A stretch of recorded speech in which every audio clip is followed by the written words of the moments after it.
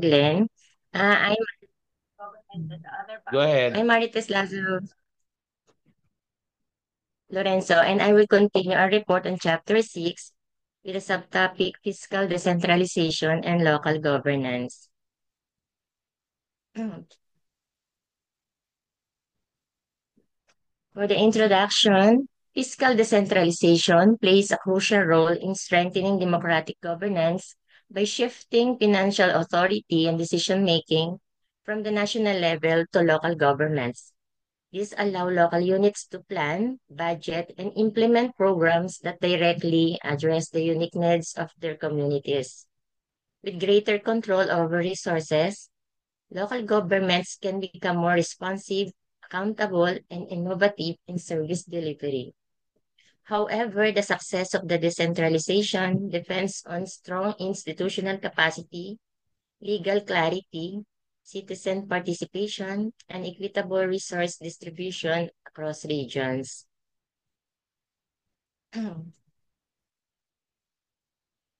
First, let us define fiscal decentralization and local government. Fiscal decentralization, transferring financial obligations, resources, and decision-making authority from central to local governments. By this procedure, local governments are to be empowered. Local development is to encourage, and citizen involvement in governance to be increased. While local government is the administration and management of local public affairs, which include community involvement, infrastructure development, and public service delivery. The combination of two strengthen local administrations, encourage citizen involvement, and improve public service delivery accountability. For the essential components of this fiscal decentralization, first is the legal and structural reforms. A clear legal framework is necessary to define the roles of national and local governments and avoid conflicts in responsibility and funding. These reforms support coordination in budgeting, taxation, and service delivery. Example po, local government code, then centralized authority to LGU, to LG, to LGU, enables fiscal autonomy. Then second, budgetary autonomy. When local governments can generate and control their own revenue, they become more responsive to citizens' need and reduce dependency on central transfers. This autonomy allows for more flexible and timely investment. Example, a city raises funds through local taxes to repair roads damaged by typhoons rather than waiting for national disaster funds. And then from third essential components, participatory budgeting tools, engaging citizens in budget planning, in budget priorities, ensures transparency and builds trust between government and the public. Participatory processes promote accountability and relevance of local projects. Example,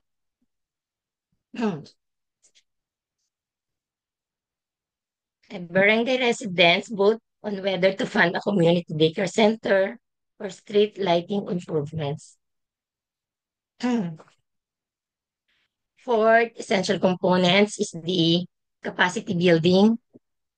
Effective decentralization depends on well-trained local officials who understand budgeting, planning, and policy implementation. Weak local capacity can lead to inefficiencies and misuse of funds. For example, LGU staff undergoes training in financial management through a program by the DILG. And the last, the use of digital tools. Digital platforms help automate financial systems, improve monitoring, and make budget data publicly accessible. They also allow real-time updates on expenditures and revenues.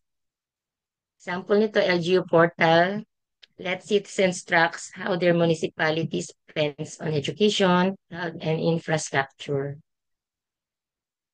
In summary, fiscal decentralization allows local governments to own budget and make decisions on how resources ba- how resources address community needs. Also enhances democratic governance by bringing fis, closer to the people, enabling localized solutions for sige, for development. And another, fiscal decentralization, when supported by legal reforms, capacity building, and transparent system, it leads to more efficient and accountable governance. To fully realize its benefits, government must ensure equitable resource distribution and active citizen participation at the local level. Another key takeaways, it empowers local governments by granting autonomy in budget and resource allocation, leading to more responsive and relevant development projects. Legal clarity and coordination are crucial to avoid duplication of functions and ensure fiscal accountability across all government levels. And citizen involvement in participatory in budget increases transparency, promotes trust, and ensures that public resources meet local priorities. Capacity building for local officials is essential to implement decentralization effectively and prevent inefficiencies. Digital tools and e-governance strengthen transparency and enable real-time monitoring in government spending.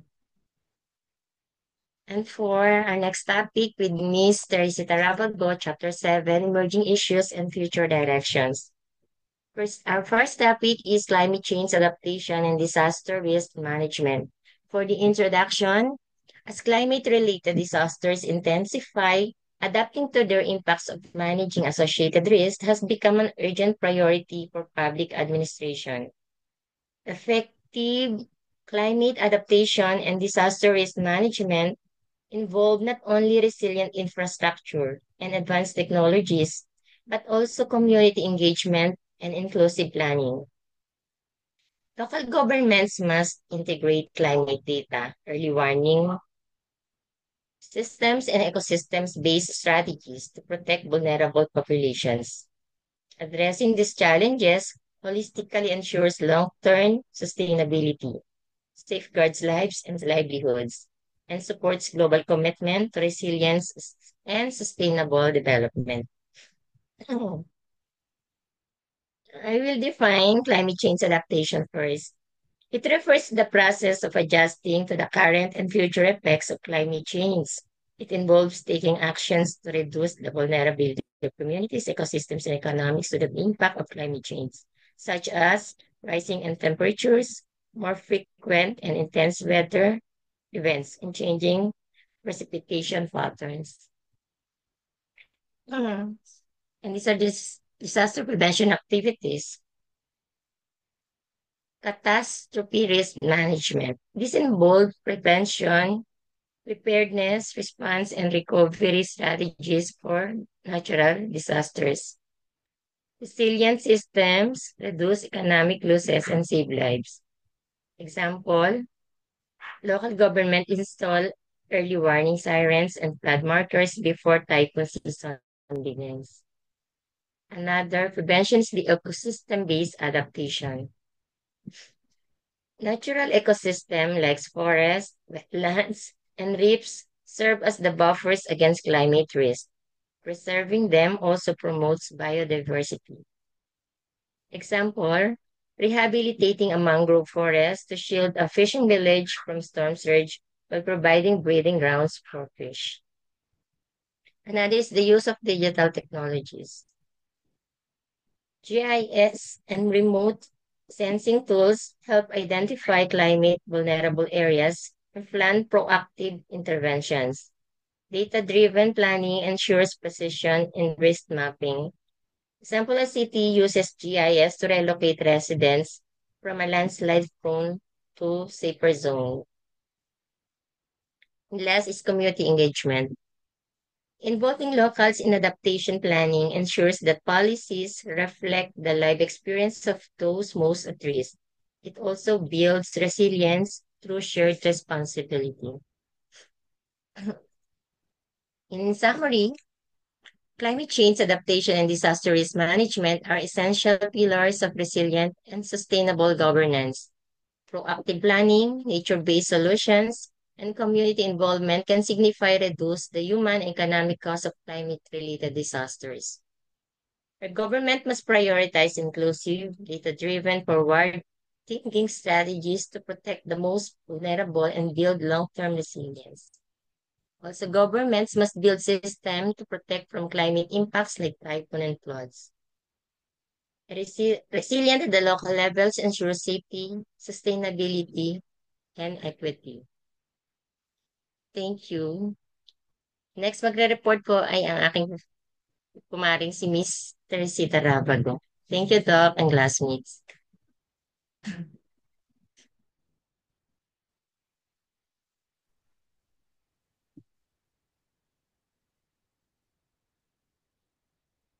Good morning, Doc. Good morning, classmates. I-try ko na po mag-share.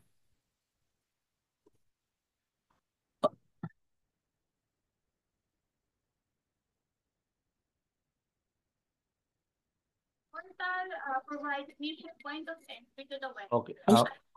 Okay. Okay, sige. We may proceed to the next presenter first, no? Yes. Go ahead.